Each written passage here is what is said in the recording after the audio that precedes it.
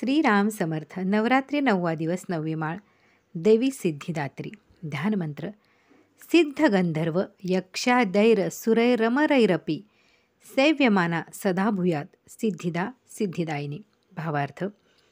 सिद्धी ददातीती सिद्धिदात्री, जी सिद्धी देते ती सिद्धिदात्री. सिद्ध, गंधर्व, यक्ष, देव आणि दानव हे सर्व जिची सदैव सेवा करतात अशी ही सिद्धिदात्री देवी सर्वांच्या साधनेला सदैव फल देवो, तिला माझा नमस्कार असो. आदिभौतिक रूप. संदर्भ. आपण स्थूल, जड, लौकिक किंवा व्यावहारिक जगाला फार खरे समजतो. आई मुलासाठी काहीही करायला, कोणतेही रूप धरायला तयार असते. मूल आईला ज्या रूपात पाहू शकते त्या रूपात आई दर्शन द्यायला सिद्ध असते. वाराणसीला देवी सिद्धिदात्रीचे आणि सगळ्या नवदुर्गांची मंदिरे आहेत.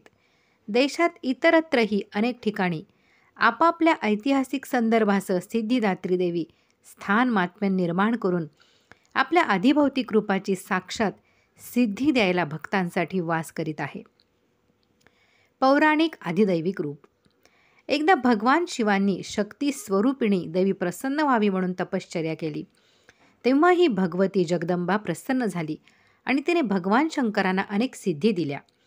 साक्षात भगवान शंकरांना सुद्धा सिद्धी देणारी म्हणून भगवतीचे हे रूप, भूमिका सिद्धिदात्री नावाने वराह, मार्कंडेय आदी पुराणांमध्ये विख्यात आहे.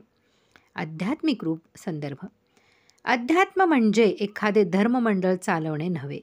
अध्यात्म म्हणजे ईश्वराचे वा देवीचे आपल्या शरीर मनातील मनोकायिक स्वरूप. याचा उल्लेख या मालिकेतील परिच्छेदांमध्ये पूर्वी केला आहे. ही लक्षात ठेवण्याची गोष्ट असल्यामुळे त्याचा पुन्हा उल्लेख करीत आहे. आत्मनी एव इति अध्यात्म अशी अध्यात्म शब्दाची निरुक्ती आहे.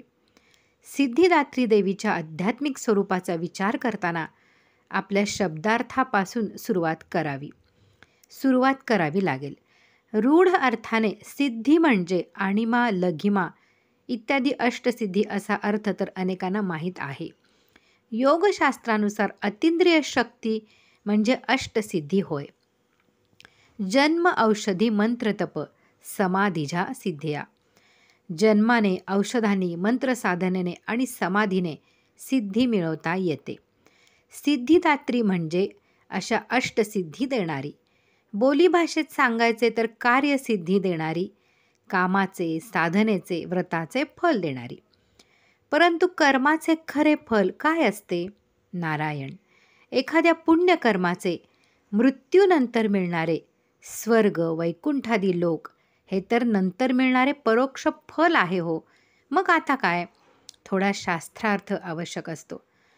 वृत्त्यात्मक फलहा अशी ही एक फल शब्दाची व्याख्या आहे. म्हणजे असे की समजा आपण देवपूजा किंवा देवदर्शन किंवा एखादे परोपकाराचे काम करीत आहोत, तर ते करत असतानाच आपल्या मनात जे एक प्रकारचे समाधान आणि सात्विक आनंद, प्रसन्नता निर्माण होते, हा आनंद, हे समाधान, हेच त्या कर्माचे तात्काळ मिळणारे फळ होय. या उलट वाईट काम करताना ते काम नको वाटते. कधी राग लोभाच्या भरात वाईट कर्म घडले तर दडपण येते, म्हणजे मन अस्वस्थ होते, नंतर पश्चाताप होतो. अंतःकरण मलिन होणे, दूषित होणे हेच त्या वाईट कर्माचे वाईट फल होय, जे आपल्या अंतःकरणात तात्काळ उमटते. समाधान किंवा असमाधान, सुख असो वा दुःख, अस्वस्थता कुठून बाहेरून, आकाशातून येत नाही, आपल्या मनातच निर्माण होते. ते ज्या शक्तीने निर्माण होते ती ही सिद्धिदात्री होय. आपल्या मनातच ती शुभाशुभ भाव निर्माण करते आणि आपल्याला बाहेर त्याचे पर्यावसान दिसते.